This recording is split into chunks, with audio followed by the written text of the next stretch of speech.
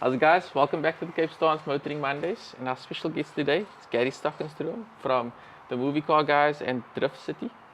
So, how's it? Lekker. A long time. Lekker.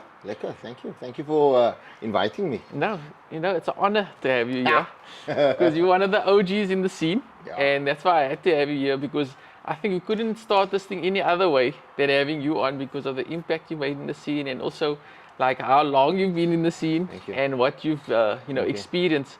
So we want to dive into that a little. And it's crazy though because OG generally stands for like the original gangster, but now it's just like old guy.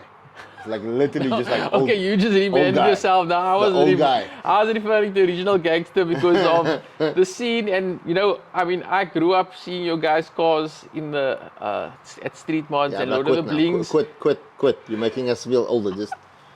But I always give accolades to those because that generation inspired me to be into the automotive industry and also like try and make an impact. Cool. So, but before we get into that, talk a little bit of like what's happening in the automotive industry. Like the first thing that's been happening now recently is the Formula One. And just after I invited you, I saw you made a post saying what you don't even Formula One is yeah. Like Formula One is not something you watch. You're not something interested in. Yeah.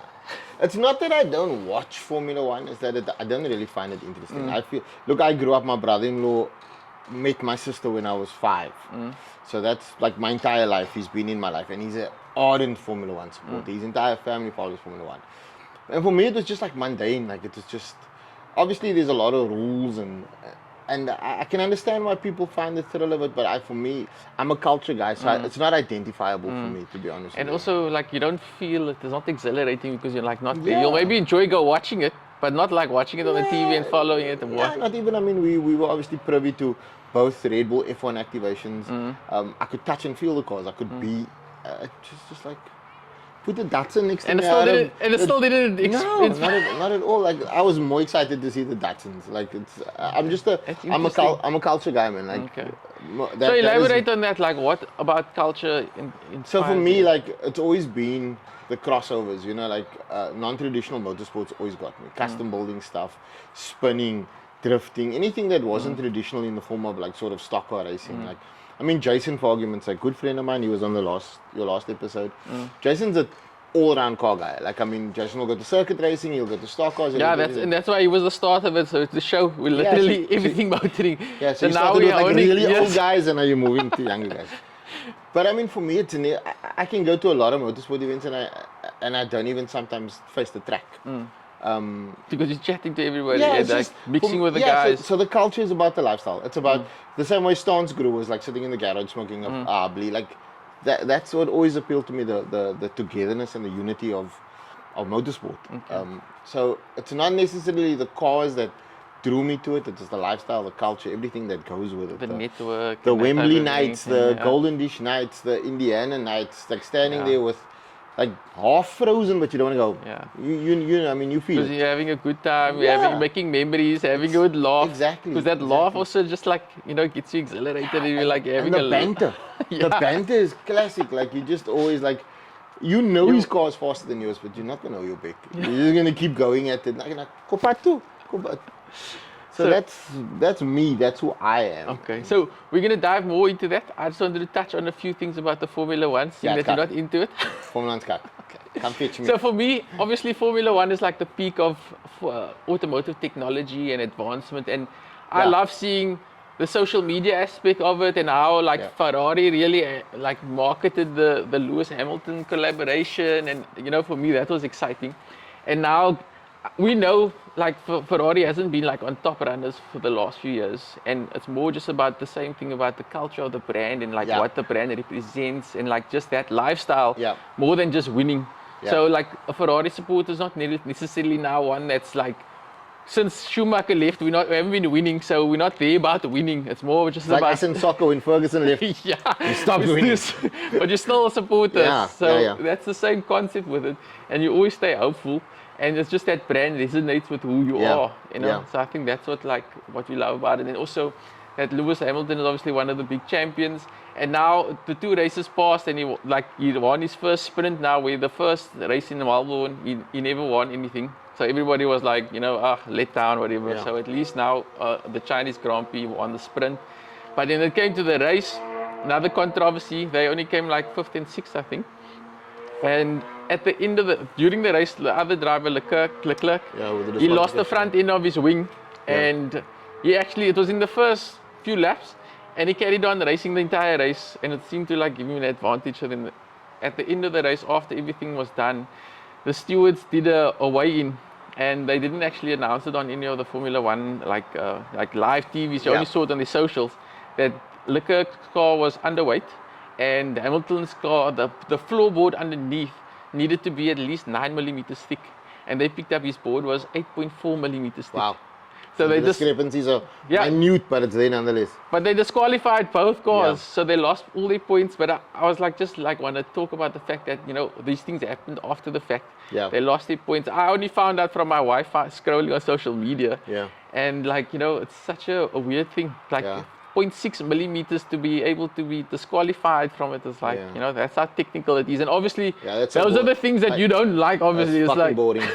Everything you just said, I just lost. Yeah, I know. And so I was like, that's the whole point of it now. It's like, it gets so technical. I wasn't even really worried about after the fact with that, but it was just like the adrenaline of watching the race and like the strategy. Yeah, it's a snooze fest. Yeah. Honestly, I also do sometimes at the time of the race, just do not off. But I'm just doing this now to piss people off that like Formula One. No, definitely. And even me, like, I love it. And that's why I was like, it will actually be a good talking point instead of the usual typical for F1 supporters, so you have someone that hates it. So yeah, if you have any opinions about it, comment down below. Let's hear, like, Don't come at me though. Yeah, don't come at me. Don't come at me. We can at least just say, like, if you don't support Formula One or you don't enjoy it, why you don't enjoy it, and why people should enjoy it. What's your favorite points of it? I'm gonna be honest, guys. It's not for the lack of trying. I have tried. I've listened to podcasts, I've listened to the tech stuff just to get the understanding, and I do understand it. It just doesn't. Yeah, it's not a lack of understanding. Yeah, it's more like maybe you understand it so much, you're like, sometimes things that you enjoy shouldn't be so technical. Yeah. Because it like takes out that flair and that passion of it. And I'll watch maybe if it's like the last race of the year and it's down to podiums. Yeah, like the Max Verstappen and Lewis in Abu Dhabi. That's like everybody was excited about that because it was curious to see. 100%. Let the season build out. So we're gonna go back to you, and my first thing is like I want to ask, like, what was your first car? My first car was an '83 Datsun Pulsar. Sure. So I got the car when I was 16. My dad handed me the keys to the car and a roller tape, and he said the roof leaks. And that's where we started with the modding. We got the duct tape roof to keep the water out. But that was my very first car, and I rebuilt it from the ground up in the garage with a set of Skyline buns. I had. That stage, obviously, all of us was into sound. As your knockoff, you're not fast, you're into sound. So we started with a whole, and I was when I finished matric. So obviously, Can you give us a time frame? What year? I'm matric 96, so this is end of 94 that I got the car. So the whole of this is where the E36 started to come out. No, this is actually strangely enough. End of E30. In my era, it was like the go-to car at that stage was 95, 96 VR6. So like, and the 200 IS was like the thing. So I was a rear-wheel drive guy. My heart was always the rear-wheel drive cars. 200 IS. Yes. And then I was trying to think. No, the 200 IS, yeah. So when the IS came out. And the TS, obviously. Yeah, but the TS was not 100 That was not rich like boys cars. But the front-wheel drives were making a fast sort of impact in the scene. So the E30s and the 325s, and I mean, ISs weren't like the same. It was the same like the TS, probably like only the big guys had the ISs. Yeah, but you saw more of them. Strangely enough, like it was like. It was more accessible then. Yeah, like you see M4s and stuff now is fairly common, but high-end cars. So they're still on the road. Guys only started parking them when they started getting a little bit scarce. And then obviously then we moved into the Dolphin era and stuff, but the price difference was crazy. And then I had the SX for like, the SX, the Pulsar for like a year-ish.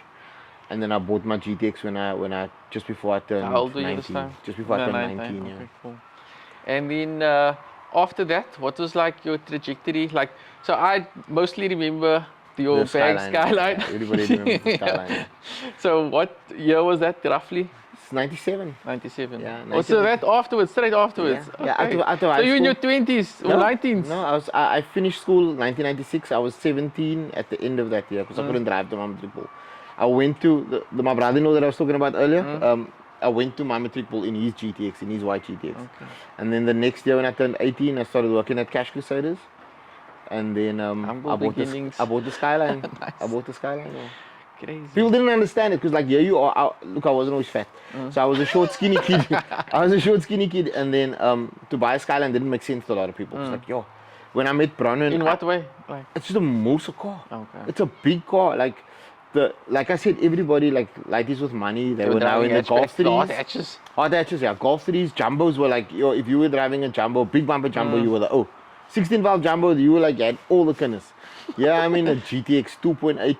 I mean, 18-year-old lady don't generally want to spend a lot of money on fuel, and I'm driving a 6, you know what I mean? But I grew up in a family where the Skyline was like a standard. Yeah, so my brother-in-law had one, his entire family had one, my cousins had. So for me to have a Skyline was my trajectory. Okay. I mean, how did it get into like the custom part of all of that, like the full custom? So I started entering shows. When I started with the Skyline, I bought it from Faiz Majid. I don't know if you know Cruise this. Yeah, so I bought it from Faiz. Cruises Customs. And I remember Faiz lived down the road from us actually, and then going to his house and going there with a bank guarantee check to buy a car. It was like it was a big moment for me. And Faiz So elaborate on that, like just like the you can't feeling. off, man. I paid 14,500 rand for the car in 1997. Now you must understand that's like Yo, it's a lot of money. Man. Everything in your entire life doesn't even equate to that amount of money. So I went there and I bank guarantee check and I bought the car from Faiz with a dent on the front fender, and the car went immediately in with. What color was it? It was called Automate, so it was a deep brown. And then You still have pics? yeah.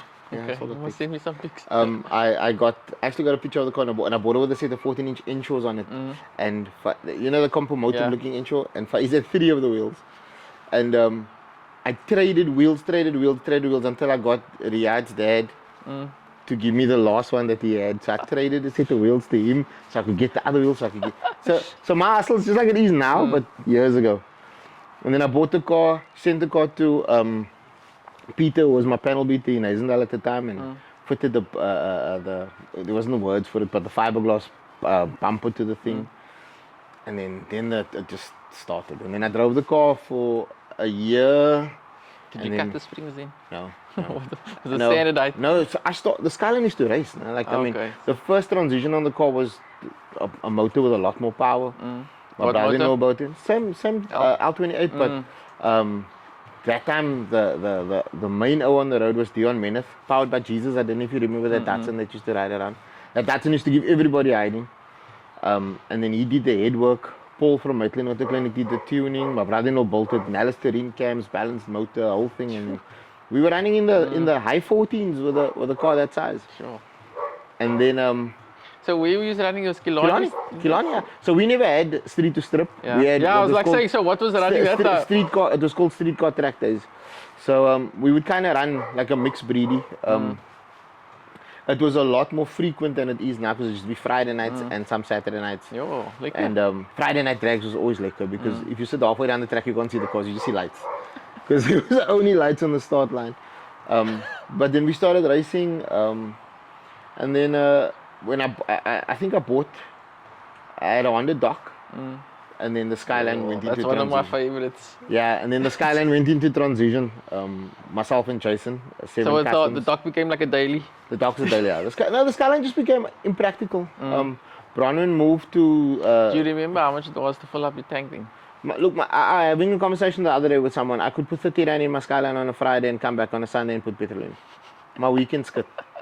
And I don't drive slow. So, I mean, you were racing, I was everywhere.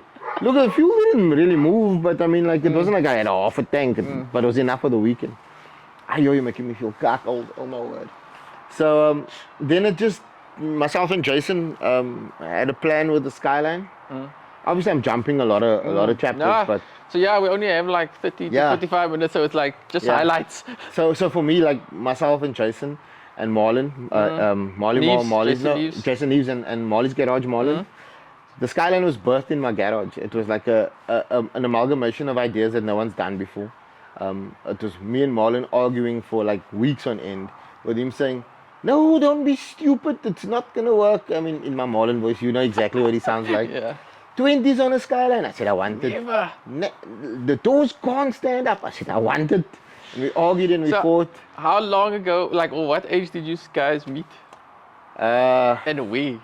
So Obviously, I met Jason through Rashad Amley, who was at that time was Underground Customs. I don't know if you remember Ali's 200 STI that they made look like an R34 Skyline.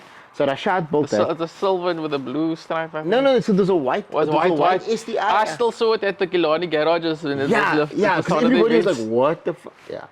So he built the R34 front STI, which is, at the time, if you think about it, fucking nuts. bananas.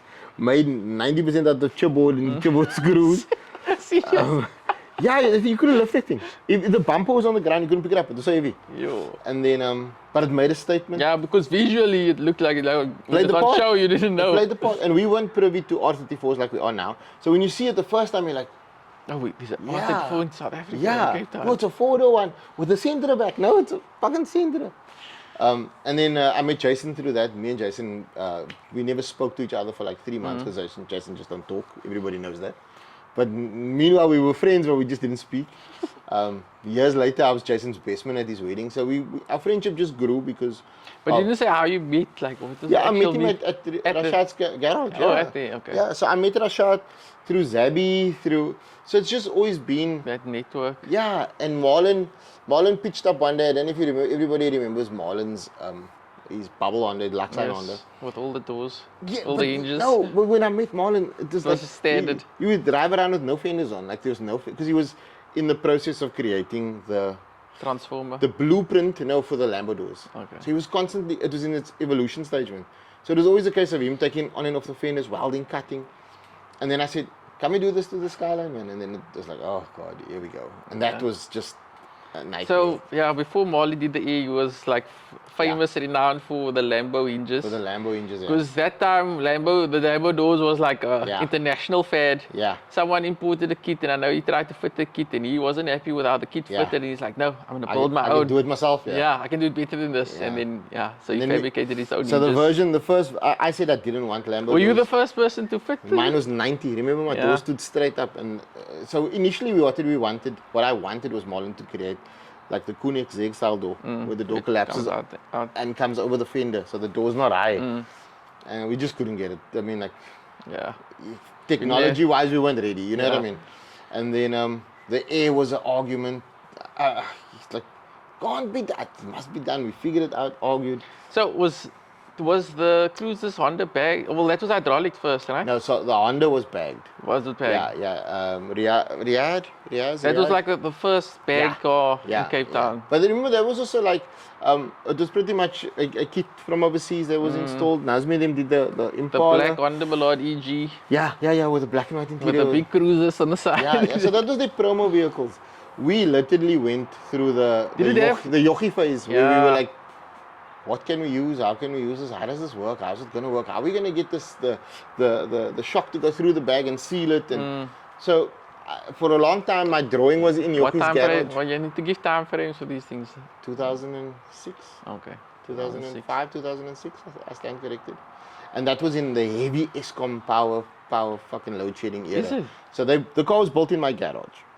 And Marlon would come drive down to me, and then as he gets to me, load shedding. It's like it was a nightmare and a half. Jason would spend most weekends by me because Jason did the fabrication on the body kit. Yeah. So and then Jason would come to me like on a Saturday morning, and by 1 o'clock we're staring at the car drinking beers because we're like uninspired. Like you're just like you can't think of what way to go. Yeah, like that looks stupid. Or you spend 2 days on something and you come there and Jason will walk in and rip it off. Was that the whole styling like just purely art basically? There was nothing that you like took from somewhere or just like inspired by something? We had some shapes and lines taken from like the S15s, all the Japanese stuff obviously. The style we wanted to go was like obviously that whole drift look to it. But I wanted the contrast because I wanted like the luxury interior, the plush interior. But everything was just me and Jason talking. 90% of the work on that car was me and Jason talking. Like you know him. He's just fucking legend when it comes to that stuff. Definitely. It's like you can see he's one of the people that's extremely Yeah. passionate about Yeah. customization Yeah. and just fabricating Yeah. things and building stuff. And one-off things, like Yeah. he doesn't want to do it again. Yeah. And was there any goal with it in the sense of like there was a show that you had to be unveiled at, or was it just like building it for building we it? pushed for the first Lord of the Blings. The second Lord of the Blings. I remember Was sending... Lord of the Blings one of the first big shows? Like The what is big the show big started shows? with Cruiseless. Cruises. It started with Cruiseless at the Good Hope Center. Obviously there was other stuff, but like for us on the No, culture like side, obviously landmark stuff. culture side, Yeah, Cruiseless, culture, yeah. okay. Cruiseless. Like that was where guys like Junaid came out with a banana yellow caddy bucky. That was just like if you look at those pictures now, if I was pull some of that stuff out, that was like stance before we realized it was a stance. You know what I mean? Culturally, yeah. Putting a name to it. So the first time the car ever went to a show was Cruiseless. I went with What year was that? oh fuck dude, now you're getting me. It was before I was married, so maybe like 2001, 2002. Okay. Big aluminium touring wing on, the front spoiler that we kind of fabricated, 17-inch wheels, saw that, a yeah. screen. God, just look up. If I look at it now, I'm like, but it was straight. You did everything you could do and more. Yeah, and then when we pulled it in, with the Jason thing, it was like, okay, come here, make a statement. And your speedometer just ran, bro. Like it's just like, shit. I didn't realize it's gonna cost so much. Oh, and then We're already here now. We might as well. yeah, and like I remember a conversation. We sat down a lot, like it's myself, Jason, and Marlon, and I was like, guys, I'm tapped out. Like I can't finish this build. And we were like, because Marlon was like, we can't. This 4x4 compressor ideas is not working. We need a via air compressor. And now we don't have internet access like we got today. It's not like just order and place order.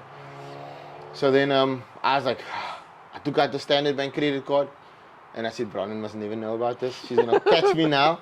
And I said, swipe it. I came out, I walked into the garage. I'll never forget this day. Marlon was there, I walked into the garage. I put the box down with the compressor, a whole lot of fittings, all the stuff he needed. I put it down, I went inside, I said, don't talk to me. Just get it done. I just Just get it done. don't talk to me. I'm being so much cack, don't talk to me. And the guys went to work. We finished the car. For Lord of the Blings, they were setting up. And there was a platform in the middle of this.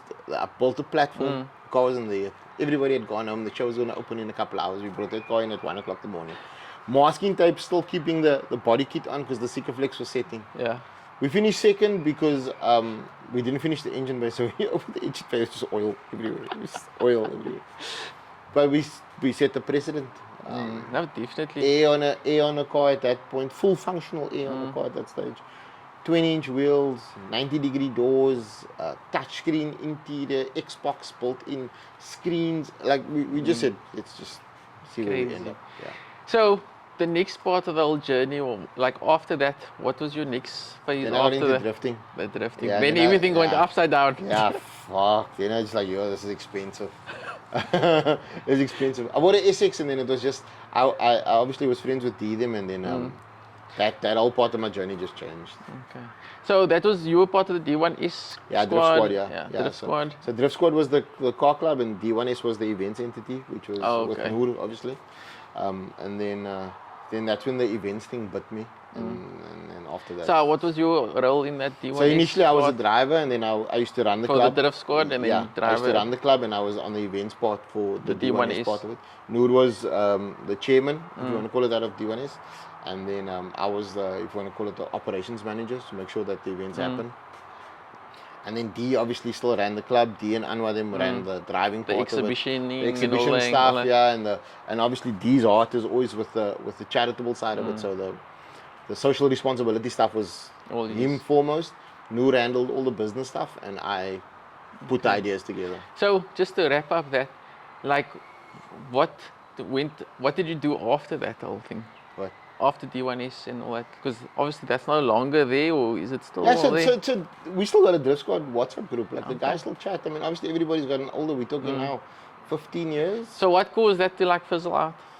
I think everybody just kind of moves on. Get bored of it, or like No, I just don't grow think out anybody of gets it? bored. I think you also like You've like done it and it became a little bit boring. Yeah. For me, You look for the new thrill. why I went further with it is because I feel like I needed to sing my song, which was DriftCity. Yeah, which was DriftCity, and then the rest is kind of just history. It was just like everybody that's in my team is people that I met along the way, and you forge relationships with certain people that you understand, and people understand you because I'm not the easiest person to deal with sometimes. But like guys like Laren and Jody and Dylan Curry and Jason Williams and Anwar's one of those guys that, boss, if you say we can do it, we're gonna do it. Like you will follow me blindly into battle because we have that relationship and that trust. faith in each other. You know what I mean? All of the guys, to be honest with you. And then obviously I got my personal friends that are also support structures to it. But the backbone of that full business is my wife, to be honest with you. Like administratively, I wouldn't have been able to get away with anything that I did. And then obviously Natasha was a stalwart in Cape Town in terms of event management. She became my punching bag. And then there's Natasha. Natasha's been in events for forever, so she's like my operational lady. So she moves with me all the time. She goes to all the meetings, all the presentations and stuff, so that she knows exactly what I'm promising and what I'm committing. And then Bronin makes sure everything runs, and then Natasha's got her second in charge, which is her daughter. And so our team is big, but everybody knows their roles. So okay. So how did DriftCity come about? Like what was like obviously the story I tell everybody, I was drunk. I was at 31. There's a nightclub in town, the Absa building. It was called the Hemisphere, then 31. And I was drunk one night, and if you stand in the men's cubicle, the glass window overlooks the parade, and the parade was lit up. And I was standing there, and I was like, yo, that'll be mad. That was like literally the thought. Over there. Yeah, that was literally my thought process. And I sent Noor a message at that time in the morning, 3 o'clock in the morning, I sent Noor a message, the grand parade. And he never responded, obviously, because it's 3 o'clock in the morning. And then like a day or so later, he said to me, what the fuck is that about? I said, yo, imagine having an event there. And he was like, yeah, it's a lot of red tape, never going to happen, blah, blah, blah. That was, I think, 2012, 2013 that we had that conversation. And then 2014, Bronin just said, well, stop talking about it. Do it. And we started knocking on the doors. You know the process. Started knocking on the doors one by one. And it took us maybe a year and a half to get an audience with the right people even. And then I promised things that I had no idea I would be able to do. That's how you go. The answer was yes. And fake it till you make it. Yeah, I'll figure it out. I'll figure it out later. Our first event went to 2016. We got an 11 out of 10 rating, written on our thing from Motorsport South Obviously, Africa. it was phenomenal. I mean, like the fact that you put together a whole drift in the middle of the city was a drift event. It was insane. Our event was April 10th. Do you know how much people told us they thought it was an April Fool's joke? They didn't believe it would happen. And I didn't believe it would happen. But yeah, bro, we cucked off. It was like, and it was the hottest day in the world. It was like 38 degrees that day. Like died. So how many of them did you have? 4. 4 of them. 4. Like I think 6 in total because of all the cancellations. And people don't see the event, but the planning process happened. So like the workload is there. But 4. So yeah, I wanna unravel the back into that. That's why we're having the podcast and be like, you know, we know there was a lot of, like I always saw on your social media, like the stress and the you know, how much you, like, I can't carry anymore and all, like, you know, like how much burden you're really enduring. And, you know, we obviously had OTF 24 last year, and it's a story that you really can't share as it's happening, because it's happening so intensely that you don't even want to even share it. I can't even think of how to share it. And we've had, like, just on OTF alone, how much phone calls me and you had. Like, it's just like, and I get off the phone and I tell Ronnie, I'm fucking worried. So that was the segue. Yeah, like the DriftCity was the segue into the OTF conversation. And like, you know, I came to Gary last year for advice and direction, because our events prior to that were very like, you know, small scale. Under the radar. Under the radar. Yeah, like wasn't like full on legit and going through all the red tape. And I know the guy that I knew the ropes the best was Gary. So I came to Gary asking for advice, and he, like, you know, you took me under your wing and you really guided me and helped me like immensely. And, tell the people truth, I cucked you out most of the time I phoned you. But that was the help I needed, you know, like I told him, don't tell me, don't sweet talk me, don't, you know, butter me up, tell me like it is. And that hard talks is what I need. I told Gary, he's like, he called me, you're gonna hate me at the end of this year. I told him, Gary, I'm gonna love you because I want to hear this stuff. I need someone to drill me and grill me because sometimes I'm a little bit too easy and chilled about things because I have faith things will come and pull through. And there was a lot of those talks where Tariq, you need to have this thing done by now because the time is running short. And our whole vision was actually to pay everything together. Yeah. Yes, and we wanted to create a drift city with OTF and basically have a drift exhibition outside. So, it goes a full-on motoring experience. But because of all the red tape I experienced with CTICC, we didn't get to that level. And Gary and I, obviously, we just mutually agreed that, we're going to push it out to another time. And the objective with OTF now was to learn as much as you could from that event. So it was, we spoke about it so many times. The plan was to finalize the inside. Once the inside is done, we're going to migrate to the outside. And that was the stages to the planning. We will chase perfection all the time, but every opportunity is an opportunity to develop and learn. And so you only learn in practice. Yeah, that's definitely. the best time you learn. And we have to build on each event. So the same, my first hurdle was to actually pull the whole thing off because CTICC said they never had that amount of vehicles indoors. It was literally one of the largest indoor exhibitions that they've experienced. And to get through that whole hurdles with all their logistical red tape with their safety and security, health and safety, and also the city bylaws. It was so much to get through, and we actually pulled it off. So now with that, set, we basically can build on that for this OTF 25 and in future going out into the street and seeing. So the next hurdle is going through that. Hurdles, that red tape, and seeing if that's possible, and not if that's possible, to make it possible.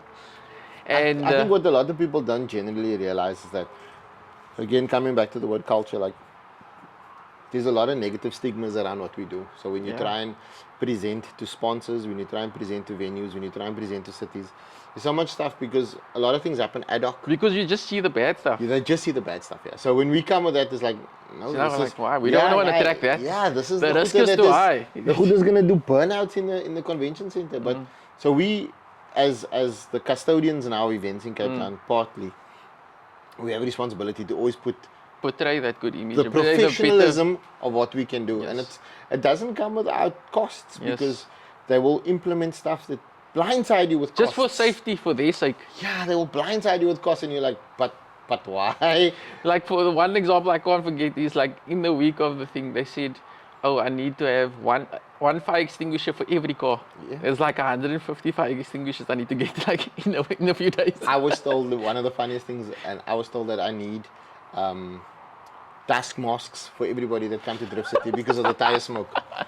It's 8,000 people. 8,000 people. I said, and this was me in the meeting. I said, I'm already over budget. No. I said, but we go to the events for the tire smoke. We like the tire smoke.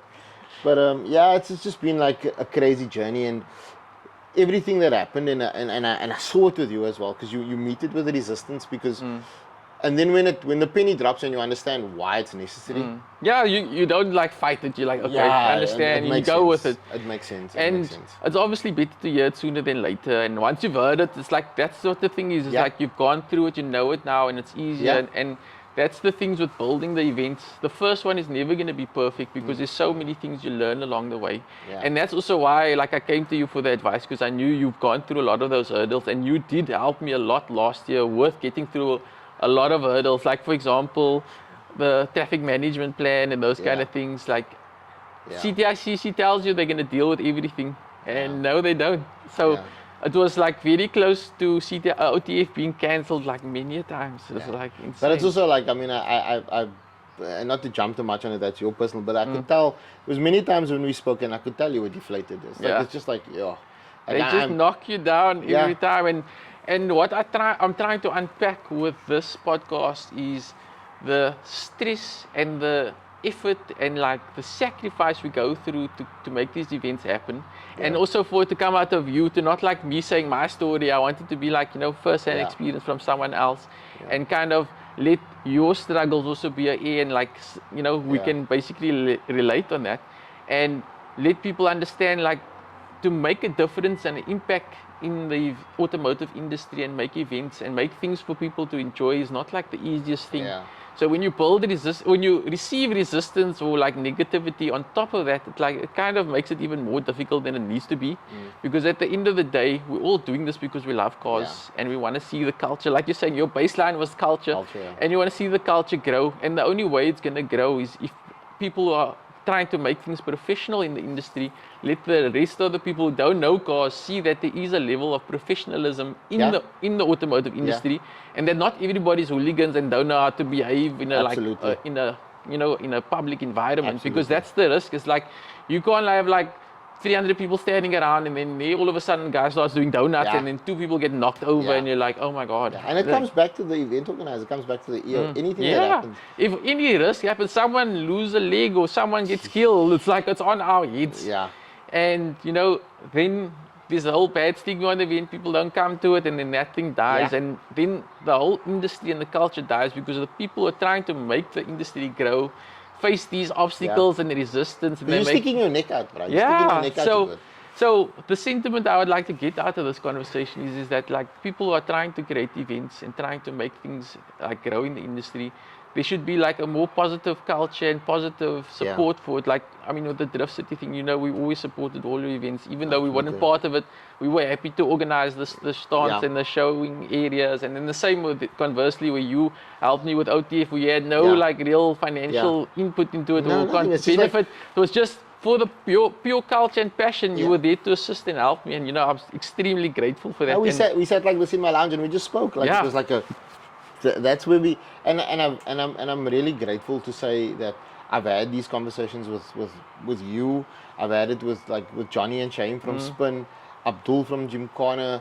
I speak to the Joburg guys all the time. Like there is a very strong network of people that love to work together, and we can find that cohesion so lekker. And so there's no I don't really feel that there's we're not in a bad space. That's what I'm trying to say. Like I feel like there's so much growth and potential and ways for everybody to win when you just share not even physical resources, man, just intellectual resources. Like you know something better than me.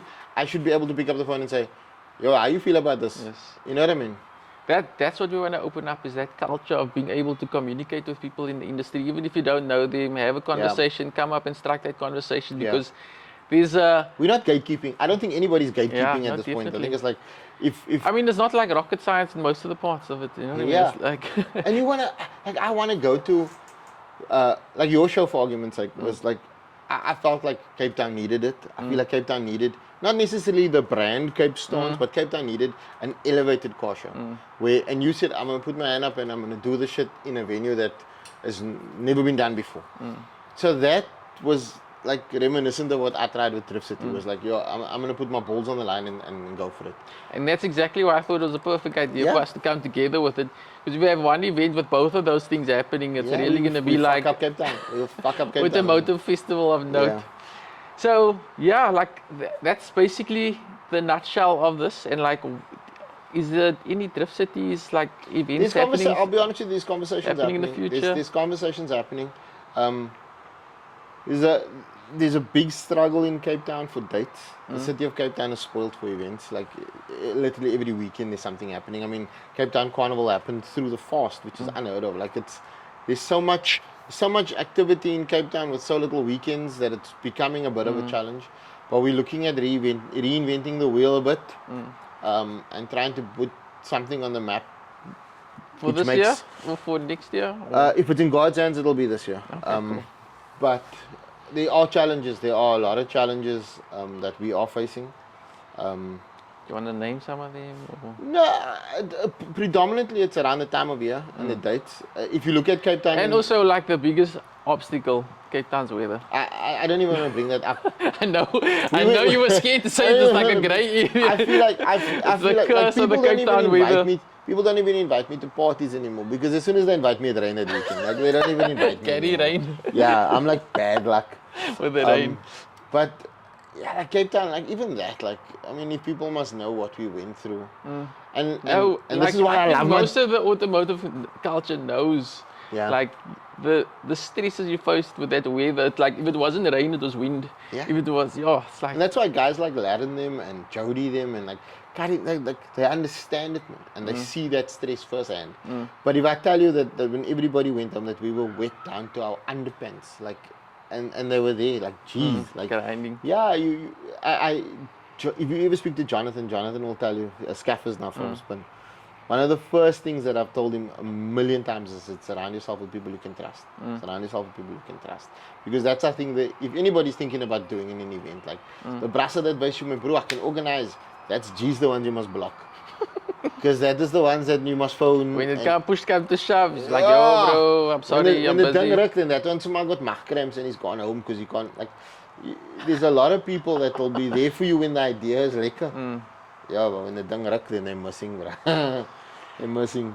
But yeah, thank you, Gary. That was a lovely catch up and like behind the scenes of what DriftCity's been about and you know, the future of it. And is there anything like that you still want to achieve with it, or like? For me, so at the our most successful event was 2018. That was the one that ran the best. I managed to run that thing to the minute on schedule.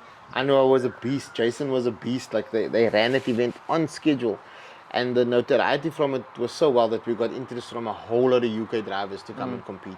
So our thing was always to have an international event. COVID changed the dynamic of everything. It's like basically everybody has to build from scratch. Yeah, again. we were like on a full reset. Like the world went on a reset. And we're still in contact with a lot of those competition drivers. They were talking about bringing 12 cars down to compete. That is where we want to be. We want to be able to have that international flavor on an event that's drift iconic. Championship type of thing. Yeah, well, a speciality drift. So it's not like the normal traditional tandem hard knock stuff. It's like a competition that is mimicked on Gymkhana Grid. Gymkhana Grid, I don't think will ever happen again. I stand corrected, but Gymkhana Grid was built around Ken Block, and when Ken died, it was it left obviously a big hole. We kind of created our version of it with a rear-wheel drive category only, and we'll see where it goes. Okay, cool. Thanks for coming, and thanks for, you know. Thank you for inviting me, dude. Yeah, no, it was great having you. I was like worried I said, you weren't even going to give me water. I'm like, I'm not fasting. Yeah, you know, Jason asked for water afterwards. I was like, oh, okay, I'm fasting. Doesn't mean you guys need to fast too. So yeah, that's why the refreshments are here ready for you. Cool. And yeah, it was a pleasure having you. And thank you. I think if I have another topic with regards to the drifting and the eventing, and want to maybe go a little bit deeper into it, and like you know, because what we were doing with the E36 was starting the drifting, and you know, it's like want to build a series on what's the stages on getting into drifting and getting into like the track days and those kind of things. So you can obviously give us a nice segue into I'll be honest, I'm like not really like the technical guy when it comes to cars. I was a putrid driver. I wasn't really good at it. For me, it was always, I looked at the amount of passion the guys invested into their cars, and it was me saying like, giving you a platform for it. We need to be seen. You know what I mean? Like this needs to be seen. So giving them the platform to be seen. Yeah, same like you. I mean, you know the builds that are there. Yeah. So and also like the same way, like I'm not building the craziest builds and craziest stance builds, but I'm also trying to bring that culture together and highlight the best of the best. Yeah, because if you encourage the build, people will come, and if the people will come, the sponsors will come. So like the chain reaction is there. And that sponsors will grow the industry, and everything will get more exciting. 100%. So yeah, thanks for coming, man. It was a pleasure. It was a great conversation. Really and yeah, we'll see you again soon sometime. I wasn't as cool as Jason Williams. Jason Williams is really cool. One day when I'm old, I'll be so cool. He is definitely a legend, and we have to do our ending. The ending is... What's the ending? Thank you guys for tuning in, and hope it fuels your motoring passion until next Monday. That is the corniest. How do you have a scripted ending? You're supposed to say that on the fly. I'm still rusty, man. You know what I mean? After the next 5 episodes, I'll have it, you know, trained. But because the whole concept with this is to be able to just be like chill and conversational. Like I don't want to be like too staged and stricted, like scripted, but my ending will be scripted because I need to have that consistency, you know, that's the YouTube vibe. You need that intro and outro. But you're supposed to memorize it. Yeah, but like I said, I'm keeping it nice and chill because the more pressure I put on myself, the more I overthink things. And that's like what I'm trying to avoid with this. Is like, because we chase perfection and you end up never doing it. Exactly. So this is something that I'm chasing a timeline, and my timeline is a weekly deadline. So we missed last week. So I don't have any shame with reading my outro. So yeah, see you guys next week.